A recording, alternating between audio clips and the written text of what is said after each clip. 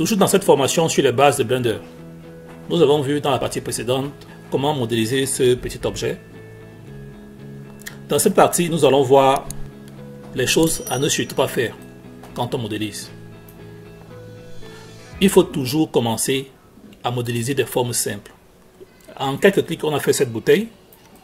Par contre, si vous allez sur des choses compliquées comme des modèles humains ou bien modéliser un robot, je ne sais pas trop quoi, une voiture, non seulement ça va vous prendre beaucoup de temps et ça risque de vous décourager. Vous risquez d'en prendre un sacré coup et par cette occasion arrêter de modéliser, arrêter la formation.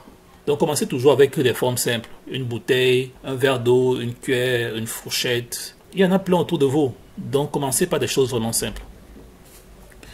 Et comme deuxième chose à ne pas faire, ne pas abuser sur les polygones. C'est quoi les polygones? C'est ça les polygones, ce sont les faces là qu'on appelle polygones. Ce sont ces faces qu'on appelle les polygones. Donc ne pas abuser. Commencez avec un nombre de polygones qui vous donne une allure générale de votre forme finale. Ne cherchez pas tout de suite à prendre plusieurs polygones et commencer à modéliser une bouteille plus aboutie. Pourquoi? Parce que ça sera assez lourd en ressources. Bon, je vais illustrer ce que je suis en train de dire. Je vais déplacer cette bouteille juste à côté et faire appel à un cercle pour modéliser de nouveau une bouteille. Ce que je dis, c'est quoi? Si je prends ce cercle-ci, dans la leçon précédente, rappelez-vous, on a diminué le nombre de faces. J'avais pris 12 vertices pour pouvoir faire cette forme de bouteille ici. Si j'en prends 32, on aura quelque chose de plus poli, mais plus lourd. Ne pensez pas tout de suite au polissement de votre forme. Le polissement va se faire après.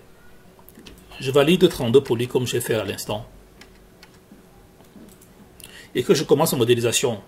Vous connaissez déjà le raccourci clavier, c'est E. Z, je contrains ça sur l'axe des Z. C'est juste pour vous montrer ce que ça donne. Vous voyez que comparé à cette forme-ci, point pour mieux voir, pour mieux zoomer, celui-ci est plus soft que celui-ci. Vous voyez? Donc ne cherchez pas tout de suite à avoir quelque chose de plus soft. Ça va beaucoup vous bouffer en ressources. Donc commencez par des choses vraiment simples, comme on a fait ici, et progressivement vous allez adoucir vos formes et avoir quelque chose de plus abouti.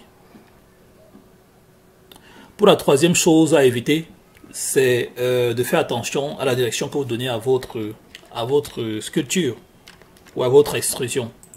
Je m'explique. Si dans cette vue-ci, je vais sélectionner. Imaginons que je suis dans cette vue-ci et que je veux déplacer ce cercle vers le haut. Je prends peut-être G, je déplace. Vous voyez, je déplace. Dans cette vue-ci, ça m'a l'air plutôt bien vers le haut. Maintenant, si je change de vue, qu'est-ce que ça donne? Ça donne ça. Vous voyez? C'est pour ça que je dis qu'il faut toujours faire attention d'être bien aligné dans votre espace. Sinon, vous aurez des déformations comme ceci.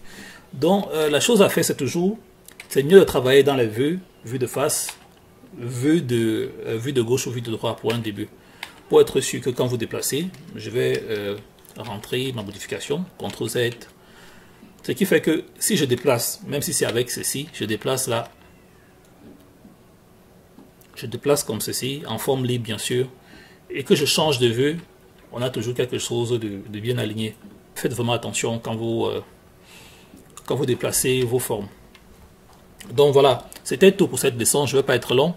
Dans les prochaines leçons, je vais vous montrer comment modéliser encore de manière plus simple des formes cylindriques, bouteilles, verres d'eau et bien d'autres.